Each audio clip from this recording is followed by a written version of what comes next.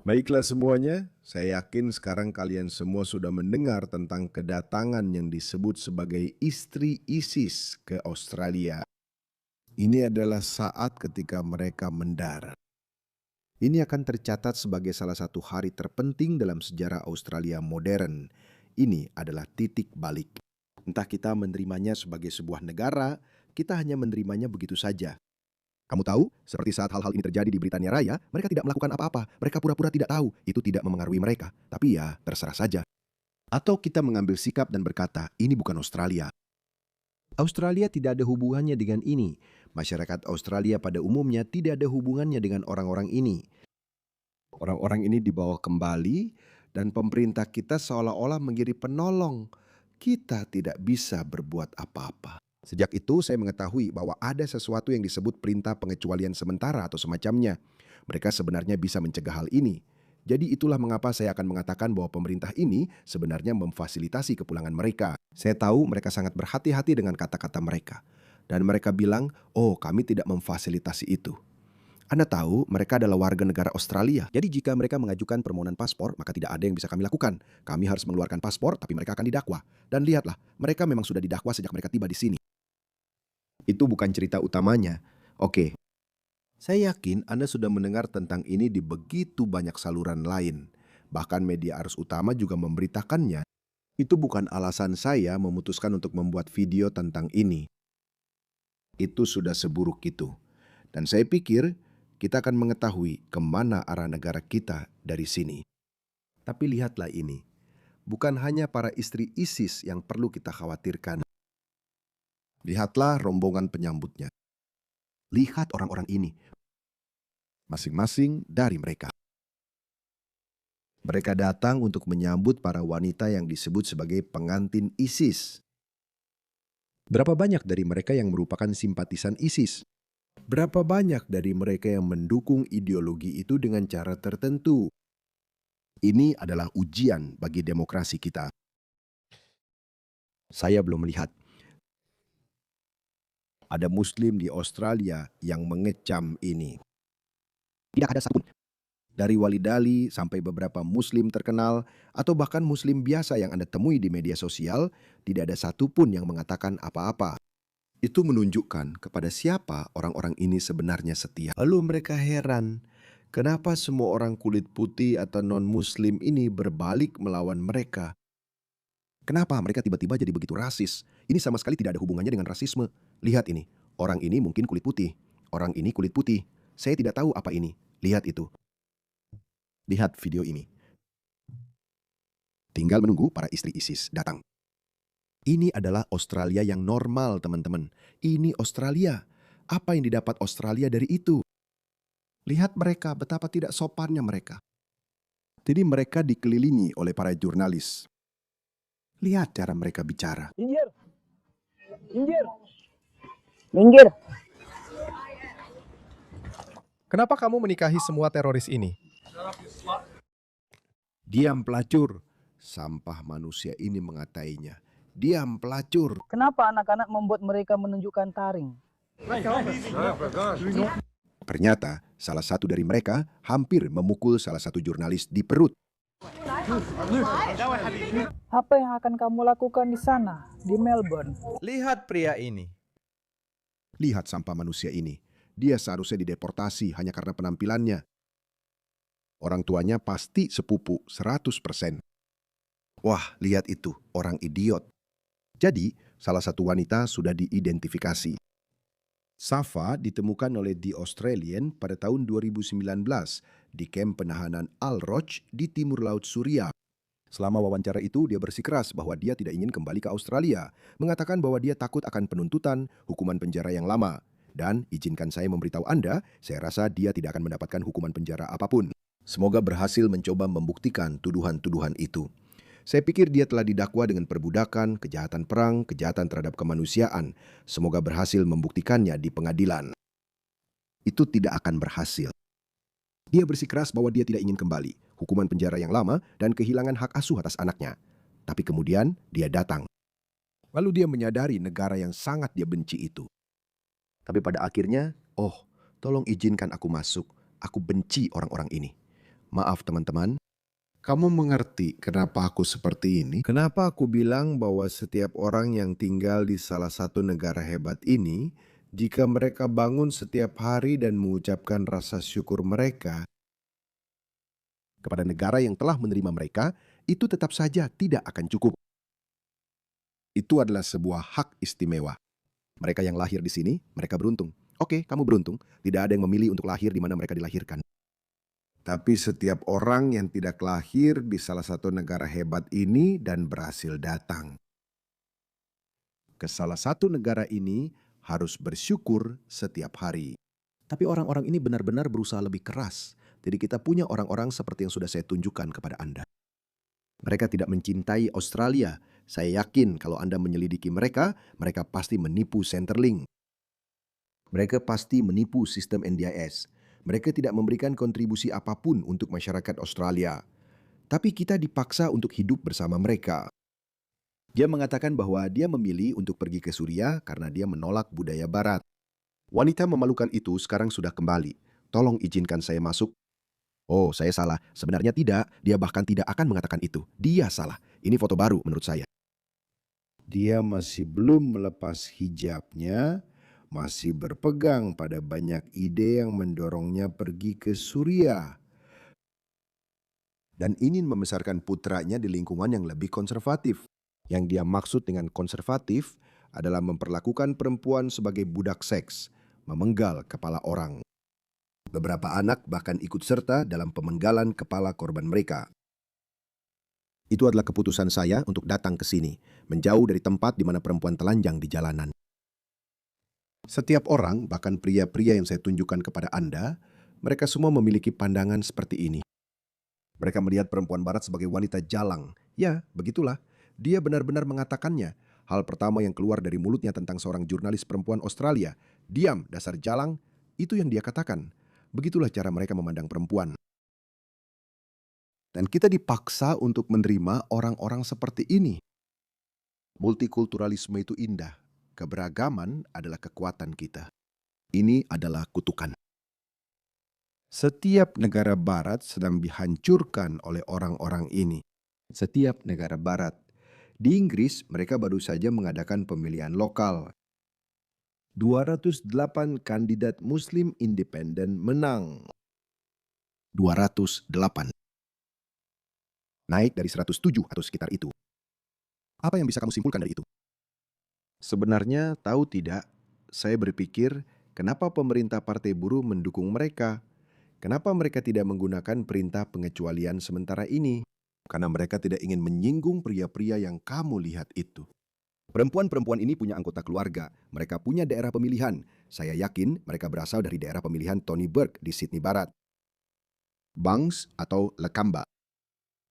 Politisi-politisi menyedihkan ini, maaf, saya akan menggunakan bahasa yang agak kasar. Saya tidak peduli.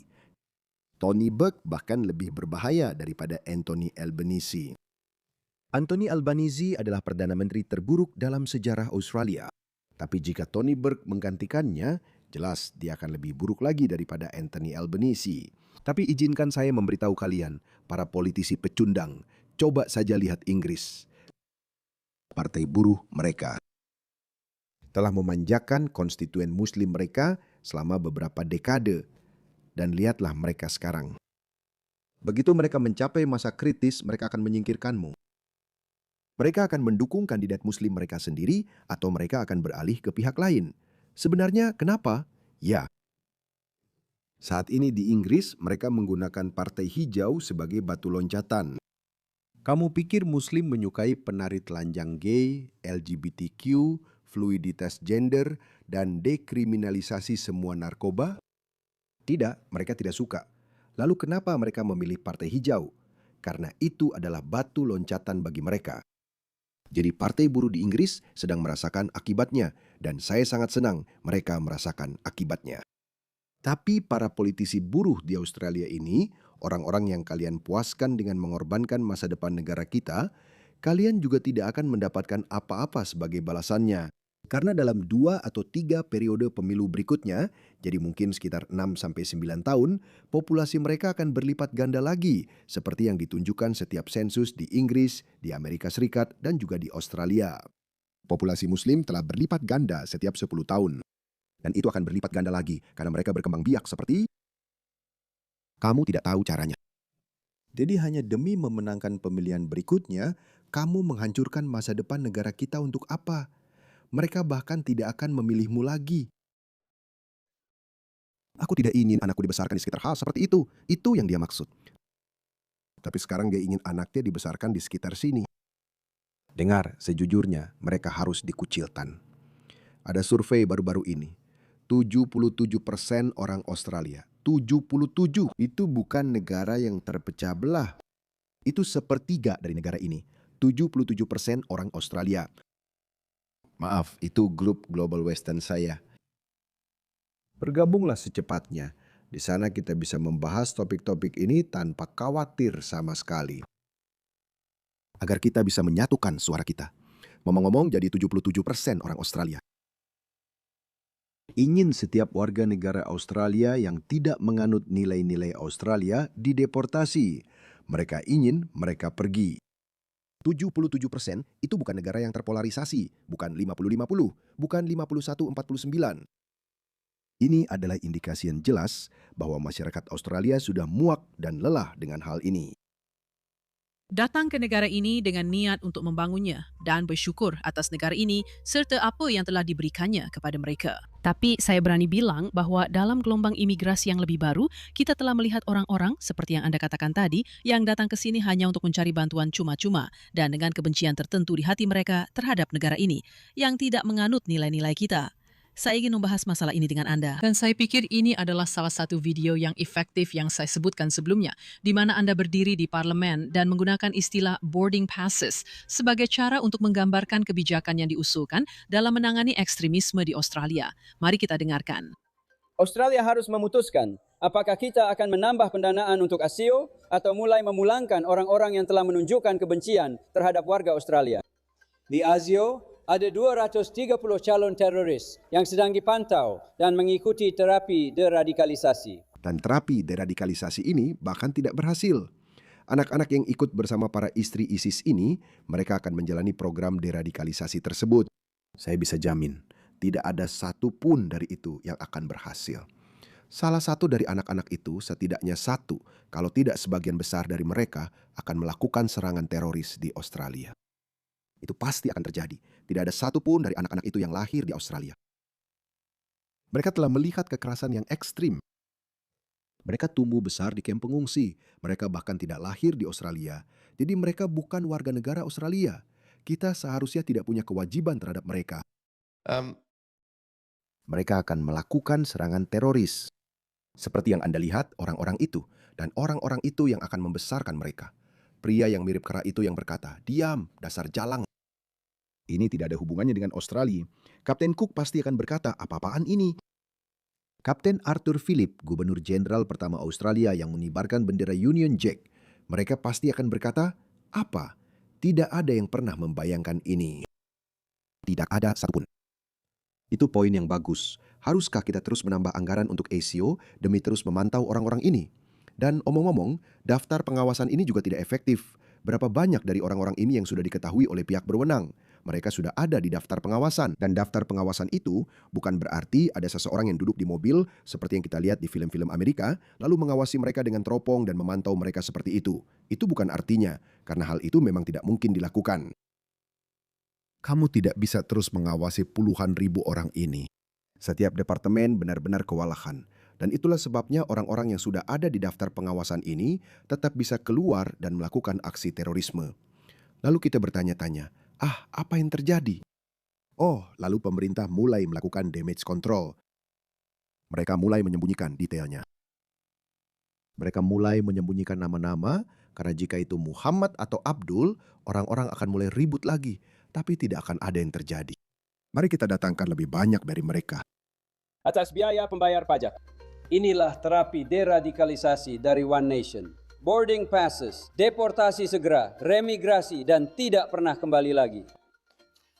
Menurutku itu terdengar seperti kebijakan deportasi yang cukup efektif. Tapi bisakah kamu mewujudkannya? Bagaimana Anda menghadirkan kewenangan legislatif yang bisa mewujudkan hal itu, Senator Roberts? Saat saya pertama kali mulai berbicara, Anda tahu, Olin sudah membicarakan dan mengerjakan kebijakan ini selama 30 tahun. Saya pertama kali benar-benar mulai membicarakannya ketika kami menyadari bahwa tunawisma sudah dalam krisis. Jumlah tunawisma mencapai rekor tertinggi. Itu terjadi sekitar 5 tahun yang lalu bersama beberapa staf yang sangat baik. Lalu kami menelusuri itu kembali ke imigrasi. Kemudian kami mulai mengejar isu imigrasi. Kami mendapat hinaan Nazi seperti biasa dan hinaan rasis. Dan Anda benar, rasisme bukan soal Anda bisa berbicara tentang ras lain atau beberapa ras. Itu bukan rasisme. Rasisme adalah ketika Anda menganggap satu ras lebih unggul dari yang lain. Dan itu tidak masalah, tidak ada yang peduli. Apakah Anda sudah melihat apa yang terjadi di Britania Raya? Reform telah menang dalam pemilihan lokal di sana. 1.580 kursi mereka menang. Tapi orang-orang sudah tidak peduli lagi. Tunggu sampai Restor masuk, yang bahkan lebih ke kanan daripada Reform. Reform saja sebenarnya bukan kanan. Reform menurut saya adalah konservatif klasik. Reform adalah seperti apa seharusnya partai konservatif, atau seperti dulu di tahun 80-an dan 90-an sebelum kegilaan woke atau liberalisme berlebihan setelah masa Tony Blair. Jadi teman-teman, ini akan menjadi titik balik dalam sejarah kita. Entah kita menerima saja seperti yang dilakukan orang-orang Inggris, mereka pura-pura tidak melihat. Mereka tidak protes ketika negara mereka sedang diislamisasi secara sengaja atau melalui proses evolusi alami. Saya tidak tahu. Saya juga tidak peduli. Tapi kita tidak punya alasan karena kita telah melihat kehancuran Inggris Raya. Kita tidak harus mengikuti jalan bunuh diri yang sama seperti yang mereka lakukan. Kita harus bertindak tanpa belas kasihan. Orang-orang yang kamu lihat di awal tadi, mereka tidak membawa apa-apa untuk masyarakat Australia. Benar-benar tidak ada. Saya jamin itu. Setengah dari mereka hidup dari tunjangan Centrelink. Setengah dari mereka menipu NDIS. Dan mereka semua membenci cara hidup orang Australia. Apa yang akan kita lakukan tentang itu? Bergabunglah dengan grup Telegram saya. Di sana orang-orang yang sependapat berbagi ide. Tautannya ada di deskripsi.